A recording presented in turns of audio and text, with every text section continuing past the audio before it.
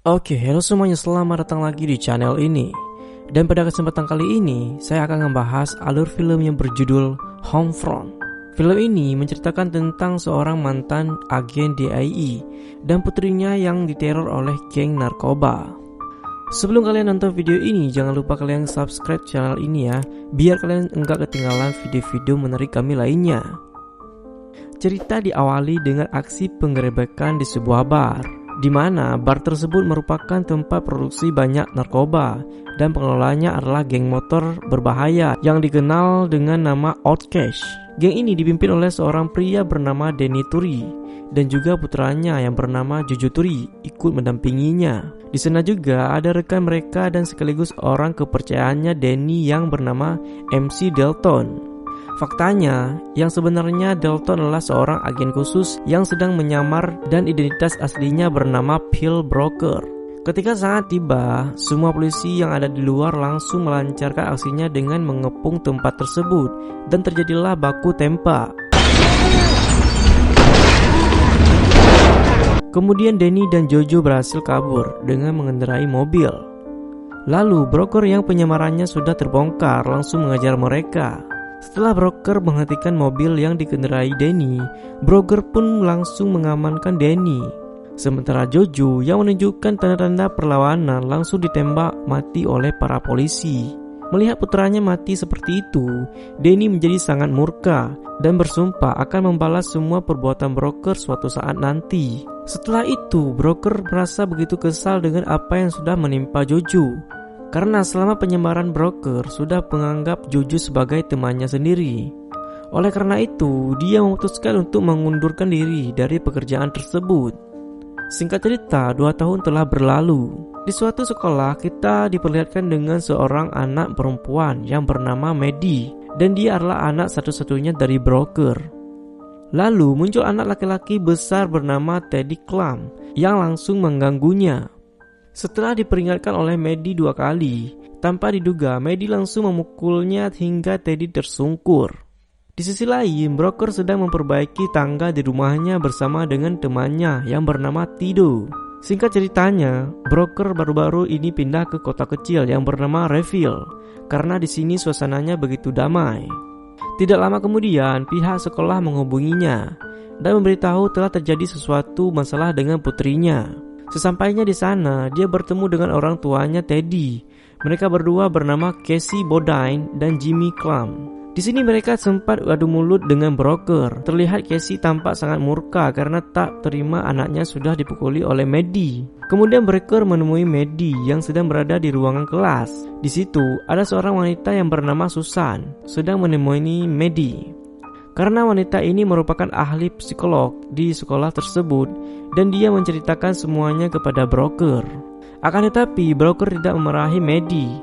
Dia tahu bahwa putrinya itu tidak bersalah sama sekali dan hanya mencoba untuk membela diri. Broker juga menceritakan kepada Susan bahwa ibunya Maddie sudah meninggal sekitar 1 tahun yang lalu karena menderita penyakit. Saat tiba di parkiran mobil, Casey yang masih tak terima lagi-lagi mengacaukan keadaan. Kemudian dia menyuruh suaminya untuk memberi pelajaran. Di situ juga ada seorang polisi yang bernama Kate menyaksikan yang tidak menanggapinya dengan serius.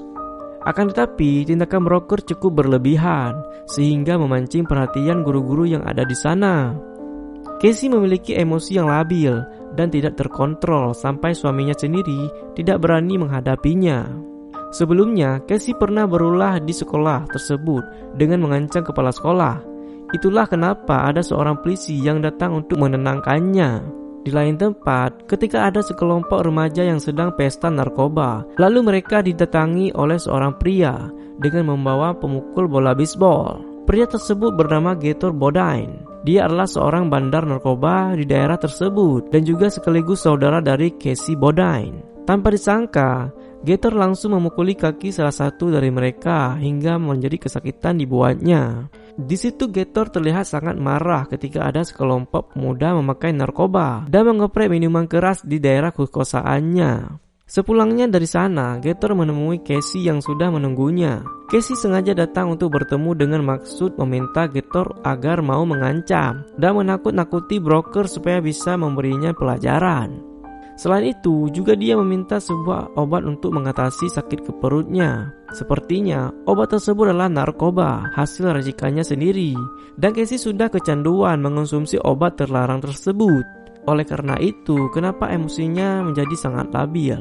Keesokan harinya, saat mengantar Maddie ke sekolah, Broker bertemu dengan Susan kembali. Rencananya, dia ingin mengadakan pesta ulang tahun putrinya bersama dengan teman-teman sekolahnya.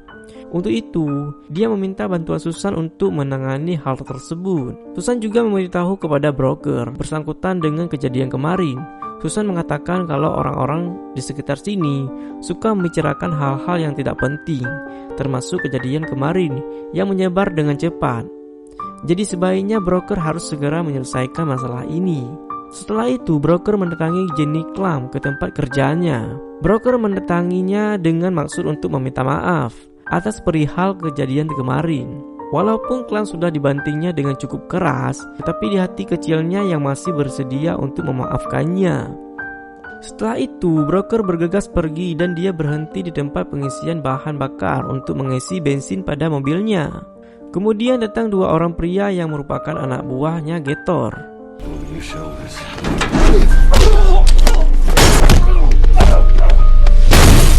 Di lain sisi, di sebuah ruangan, Gator yang sedang sibuk meracik narkoba ditelepon oleh anak buahnya tadi. Seketika itu emosinya langsung memuncak karena mereka berdua gagal memberikan pelajaran kepada Broker. Oleh karena itu, Gator memutuskan untuk mengurus masalah ini seorang diri. Kembali ke Broker yang sedang dalam perjalanan pulang. Tiba-tiba dia diberi kode oleh polisi Kate agar segera menepikan mobilnya. Kate mendapatkan laporan bahwa Broker menghajar dua orang di tempat pengisian bahan bakar tadi. Walaupun tidak ada yang menuntutnya, Kate memperingatkannya untuk tidak membuat kekacauan kembali. Sesampainya di rumah, mereka berdua berbincang-bincang sambil berkuda di perkarangan rumah. Tanpa mereka sadari, Gator datang ke rumah mereka. Kemudian Gator menyusup ke dalam rumahnya. Di dalam rumah itu, dia melihat-lihat isi dalam rumahnya Broker hingga dia masuk ke sebuah ruangan yang mendapati berkas pribadi Broker sewaktu masih menjadi polisi dahulu. Dan dia juga mengambil kucing hitam peliharaan Maddie. Malam harinya, Maddie mencari kucingnya yang hilang dan juga meneka kelincinya. Karena itu membuatnya kesulitan untuk tidur. Malam pun semakin larut, maka Broker lah yang akan mencarinya di luar. Dia mendapati ban mobil yang sudah bocor. Tidak hanya itu, dia menemukan kepala boneka kelincinya Maddie menancap sebuah batang pohon. Di sisi lain, Gator di rumahnya sedang mengecek data pribadinya Broker. Dan dia sedikit terkejut ketika mengetahui sebuah fakta bahwa Broker pernah menyamar sebagai anggota geng motor Outcash. Dia lalu teringat bahwa Broker lah yang membuat Jojo Turi, anak dari Danny Turi, ketua geng tersebut terbunuh pada malam itu. Setelah itu, dia melaporkan teman wanitanya yang bernama Cheryl Moon untuk datang ke tempatnya besok pagi. Dan sepertinya dia ingin merencanakan sesuatu. Keesokan paginya, Cheryl tiba ke tempat Gator. Gator pun memiliki sebuah rencana untuk menyerahkan Broker kepada Danny. Karena dia tahu bahwa Danny masih memiliki dendam pribadi kepada Broker. Sebagai gantinya, dia ingin menjalin hubungan bisnis dengannya sebagai jalan untuk memperluas pemasaran narkoba hasil produksinya sendiri. Oleh karena itu, dia menyerahkan Broker sebagai hadiah untuk ditukarkan. Gator mengatakan, hal yang pertama yang dilakukan adalah Cheryl harus menemui pengacaranya Danny terlebih dahulu. Lalu Gator menyerahkan semua data pribadi milik Broker kepada Cheryl. Walau sempat tidak setuju, tapi demi kesejahteraan bersama, Cheryl terpaksa melakukannya. Di sisi lain, Broker kembali datang ke tempat kerjanya Clam. Broker menanyakan mengenai kejadian tadi malam kepada Clam, yang mana hal tersebut tidak diketahui oleh Clam sama sekali. Sesampainya di rumah, Broker memberikan boneka kelinci yang baru untuk Maddie, dengan harapan Maddie bisa tidur dengan menyenyak kembali. Malam harinya, Cheryl menemui pengacara Danny. Lalu, Cheryl langsung menyerahkan berkas tersebut kepadanya. Tidak lama kemudian, pengacara itu pun langsung datang ke penjara, tempat di mana Danny ditahan, dan kita bisa melihat sosok Danny yang tampak tidak bergairah dan juga tidak bersemangat. Tapi kemudian langsung bersemangat kembali setelah melihat foto-fotonya Broker. Lalu Danny meminta pengacara itu untuk segera menghabisi pengkhianat tersebut. Keesokan paginya, Broker mengantar Maddie ke sekolah. Lalu mereka berdua bertemu dengan Casey dan juga Teddy. Sebagai permintaan maaf, Maddie mengundang Teddy untuk menghadiri acara ulang tahunnya yang akan diadakan di rumahnya. Broker pun turut meminta maaf kepada Casey dan dia mengajaknya untuk berdamai. Setelah itu, broker di rumahnya sedang berbincang-bincang dengan Tido sembari menurunkan papan. Tido mengatakan mengenai Jimmy Clam yang broker hajar saat di sekolah tadi dan kejadian teror pada malam itu. Tido memberitahu kalau pelakunya bukanlah Jimmy Clam karena dia tahu Jimmy Clam adalah tipe orang yang pengecut dan kemungkinan pelakunya adalah saudara dari istrinya yang tidak lain adalah Gator. Tido juga mengatakan kalau Gator tinggal di pinggiran sungai Reville yang orang-orang mengatakan kalau dia memproduksi banyak narkoba. Dan yang mengejutkan adalah ternyata polisi Cage dan Gator sudah lama bekerja sama, di mana hal ini Gator adalah seorang informan bagi Cage. Oleh karena itu, Cage tidak begitu peduli dengan apa yang sudah Gator lakukan. Maka dari itu, Tido memperingati broker untuk tidak macam-macam dengan orang seperti Gator. Hari pun berganti ketika pesta ulang tahun Maddie dilaksanakan. Terlihat di sana ramai dengan teman-temannya Maddie serta para orang tuanya. Mereka pun bercanda sambil bermain-main di pesta tersebut. Di sisi lain, sekelompok geng motor Outcast sudah sampai ke kafe tempat Cheryl bekerja. Kelompok tersebut dipimpin oleh seorang pria yang bernama Cyrus Hanks, seorang pembunuh kejam berdarah dingin yang tidak pandang bulu dalam membunuh. Tanpa banyak basa-basi, Cyrus menanyakan lokasi di mana broker berada. Tetapi Cheryl meminta sebuah imbalan, yaitu dia ingin menjalin hubungan bisnis dengan mereka. Dan disinilah letak kesalahan Cheryl. Dia mencoba untuk bernegosiasi dengan seorang pembunuh kejam seperti Cyrus. Kemudian Cyrus memaksa Cheryl untuk memberitahunya. Mendengar ancaman itu, Cheryl langsung ketakutan dan menuruti permintaannya. Malam hari kemudian Gator mendatangi rumah Casey. Di situ Gator mengatakan kepada Casey bahwa masalah broker sudah diatasi. Dan Gator juga memberitahu kepada Casey untuk menjauhi broker. Kemudian Casey meminta pada Gator untuk memberikan narkoba itu kembali. Tetapi Gator tidak memberikannya karena dia tidak membawa narkoba itu, dan kemudian Gator pun langsung pergi dari sana. Di lain tempat, dia ditelepon oleh seseorang yang merupakan rekan lamanya sewaktu di kepolisian dahulu. Sesuai permintaan broker, rekannya meminta catatan kriminal milik Gator. Dia mengatakan bahwa Gator pernah ditangkap beberapa kali, tetapi tidak pernah dipenjara. Akan tetapi, rekannya tersebut menemukan sesuatu yang lain, yaitu teman wanitanya Gator yang tidak lain adalah Cheryl. Faktanya, Cheryl pernah berhubungan bisnis dengan Danny Turi pada waktu itu, serta dia pernah ditangkap 2 kali atas penyelundupan narkoba, dan mungkin dia masih memiliki hubungan dengan kelompok yang motor tersebut. Keesokan harinya, broker datang ke tempat di mana Gator terbiasa sarapan. Broker sudah mulai paham dengan situasi yang akan terjadi. Lalu broker memperingatkannya bahwa siapapun yang akan datang ke rumahnya pada malam ini, maka mereka akan berhadapan langsung dengan dirinya. Setelah broker keluar dari tempat itu, dia mendapatkan kiriman berkas foto Cheryl dari rekannya. Kemudian broker mendatangi tempat kediaman Gator untuk menelusuri lokasi tersebut. Saat sampai di dalam, dia menemukan drum yang berisi sesuatu. Sepertinya itu bahan bakar untuk membuat narkoba. Dan dia menemukan ruang rahasia tempat di mana narkoba tersebut diproduksi. Di sana dia juga membuka kotak yang penuh dengan narkoba dan sudah siap diedarkan. Lalu dia mensabotase ruangan tersebut dengan mengisi bensin ke sebuah bohlam lampu yang ada di sana. Jadi saat lampu ruangan tersebut menyala, otomatis ruang tersebut langsung terbakar, yang memicu sebuah ledakan yang cukup besar. Saat broker hendak pergi, dia menemukan kucing hitam peliharaan Maddie. Mereka menyiksanya dengan memukul dan memasukkan kepalanya ke dalam air berkali-kali sampai broker bisa melawan balik.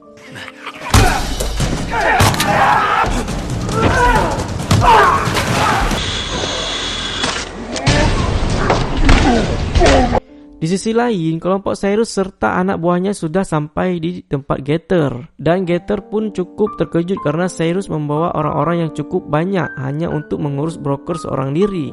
Dalam aksi tersebut, Gator memilih untuk tidak ikut karena dia merupakan orang pertama yang pasti akan dicurigai. Dan sebagai gantinya, Cyrus membawa Cheryl sebagai petunjuk jalannya. Sementara itu, di waktu yang bersamaan, Tido datang untuk membawa kuda-kudanya broker. Singkat cerita, hari pun mulai gelap. Cyrus dan kelompoknya sudah sampai di pekarangan rumah broker dan langsung mendekati rumahnya. Kemudian dia mendengar suatu suara dari kandang kuda dan menyuruh salah satu anak buahnya untuk memeriksanya. Setelah anak buah Cyrus tiba di kandang kuda, dia melihat bahwa ada yang aneh. Kenapa kandang kuda satunya kosong?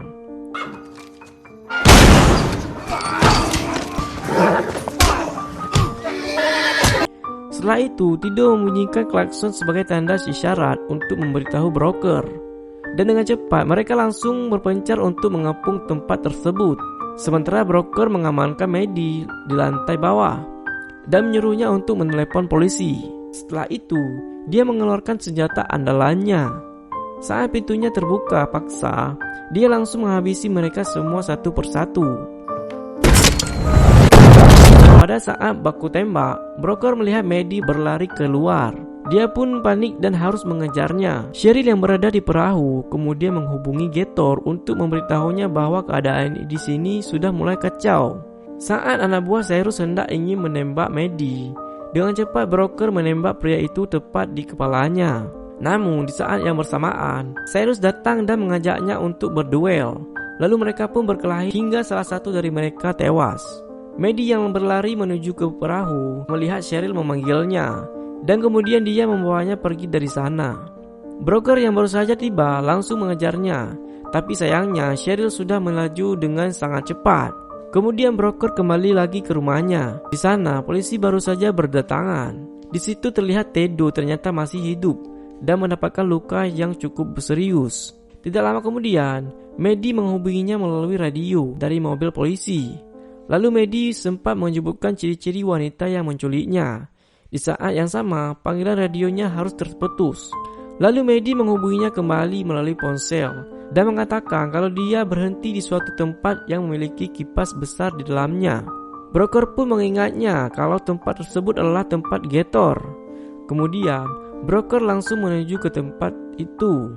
Sementara itu, Gator sudah sampai di sana. Dia sama sekali tidak menduga semua ini akan terjadi.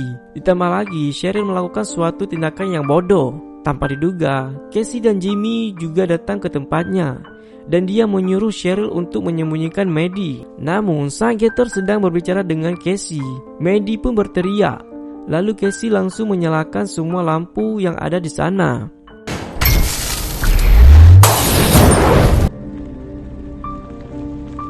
Dan hal tersebut membuat Gator semakin murka. Lalu Gator merebut Maddie yang akan dibawa oleh Casey. Namun, tiba-tiba Gator melepaskan sebuah tembakan yang tepat mengenai di bagian perutnya Casey. Setelah itu, Gator melarikan diri dengan membawa Maddie. Di saat yang sama, broker sudah tiba di tempat itu dan terjadilah aksi kejar-kejaran di antara mereka. Saat sampai di jembatan, semua polisi sudah mengepung jalan tersebut. Lalu Gator hendak menembak broker. Maddie berteriak berusaha untuk menghentikannya. Di saat yang sama, polisi telah membidiknya dari kejauhan.